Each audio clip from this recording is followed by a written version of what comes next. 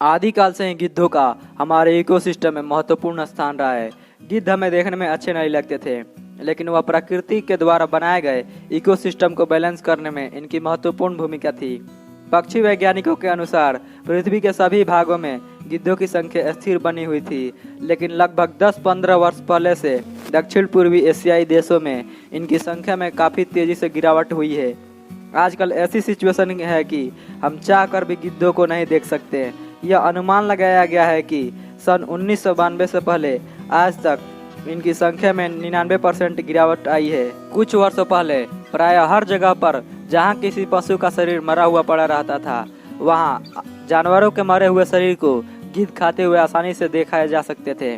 लेकिन आज ऐसा संभव नहीं है, क्योंकि वह विलुप्त होते जा रहे हैं।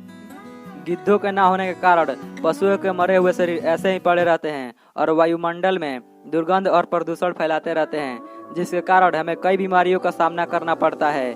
विश्व के जाने माने पक्षी वैज्ञानिक डॉक्टर सलीम अली ने अपने इंडियन बर्ड्स नामक पुस्तक में गिद्धों का वर्णन सफाई की एक कुदरती मशीन के रूप में किया है, जिसकी जगह मानव आविष्कार द्वारा बनाए गए आर्टिफिशियल मशीन नहीं ले सकते हैं। गिद्ध के बारे में एक रोचक तथ्य सुनकर आप चौंक जाओगे।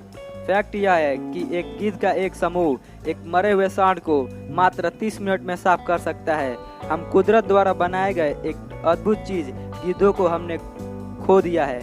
गिद्धों की विलुप्ति के कारण को पता लगाने के लिए कई प्रयास किए गए हैं। कई लोगों का मानना यह है कि पशुओं के मृत शरीर में डीडीटी का अंश बढ़ रहा था, जिसके कारण जब गिद्ध पशुओं के मरे हुए शरीर को खा रहे थे तो उनके शरीर में भी डीडीटी पहुंच रहा था।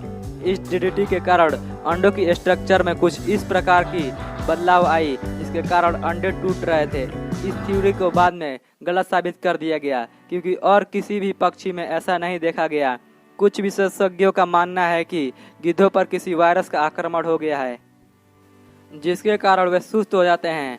गिद्ध अपने शरीर का तापमान कम करने के लिए ऊंची उड़ान भरते हैं। ऊंचाई में वायुमंडल में ऊपर कम तापमान होता है। गिद्ध ऊपर जाकर अपने शरीर का तापमान कम करते हैं। वायरस के द्वारा सुस्ती उत्पन्न होने के कारण ये उड़ान नहीं भर पाते हैं तथा बढ़ते तापमान के कारण उनके शरीर के अंदर पानी की कमी होने लगती है।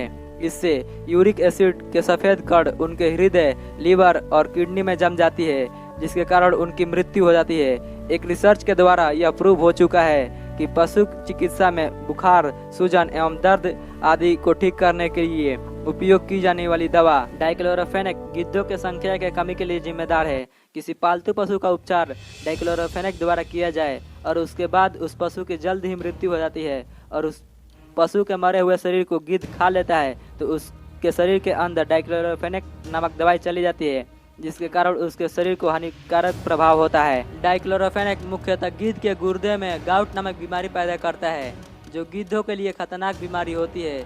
जब किसी गिद्ध को यह बीमारी हो जाती है, तब वह गिद्ध अपना साधारण दैनिक क्रियाओं को छोड़कर अपनी गर्दन नीचे लटकाकर कुछ दिनों मृत्यु के साथ जूझने के बाद उनकी मृत्यु हो जाती है। कारण चाहे जो भी हो, गिद्धों की बहुत कम संख्या वास्तव में चिंता का विषय है। वह दिन दूर नहीं जब गिद्ध भी डोडो की तरह केवल हमारे यादों में रह जाए।